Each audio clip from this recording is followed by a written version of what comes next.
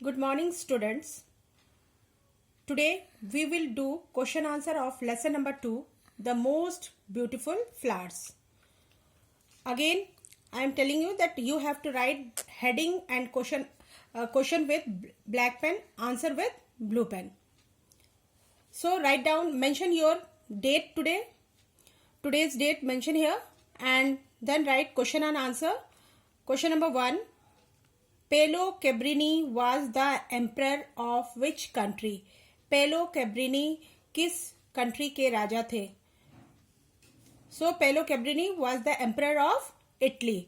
So you have to write answer. Pelo Cabrini was the emperor of Italy. Now question number 2. Why did Pelo Cabrini give boiled seeds to each child? Pelo Cabrini ने हर बच्चे को boil seed क्यों दिया? उबले हुए बीज क्यों दिया? Pelo Cabrini gave boiled seeds to each child to जज देयर ऑनेस्टी. पेलो कैब्रिनी ने हर एक बच्चे को बॉइल्ड सीड दिया था उनके ऑनेस्टी, उनकी ईमानदारी को जज करने के लिए. Now question number 3. What did Pelo Cabrini say to the children after giving the seeds? Pelo Cabrini ने बच्चों को बीज देने के बाद क्या कहा? After giving seeds, Pelo Cabrini said that he want that the children should sow those seeds in their garden, and after sometimes he want to see each one with beautiful flower, and the child with the best flower or the beautiful flower would be the emperor of Italy. पेलो Cabrini ने कहा था कि वो जो बीज उसने दिया है वो उसे अपने अपने गार्डन में बोए, और जिसके उस बीज से जिसके भी गार्डन में सुंदर पौधा होगा या सुंदर फूल होगा वो पेलो कैब्रिनी का उसे अपना इटली का राजा बनाएगा. So the answer will be after giving seeds to the children, Pelo Cabrini said he would see flowers grown out of the seeds given to them. The child with the best flowers will be the emperor of Italy. So what he said, that after giving seeds to the children, बीज बच्चों को देने के बाद पेलो Cabrini said, पेलो कैब्रिनी बोला, he would see flowers grown out of the seeds given to them. उसने कहा कि वो जो बीज दे रहा है उसमें से फूल उगता हुआ देखना चाहता है, और the child with the best flower, जो बच्चा जिसके पास सबसे सुंदर फूल होगा, will be the emperor of Italy, Italy का वो राजा होगा. Now question number 4. What did Albert से टू द एम्परर? एल्बर्ट ने एम्परर से क्या कहा?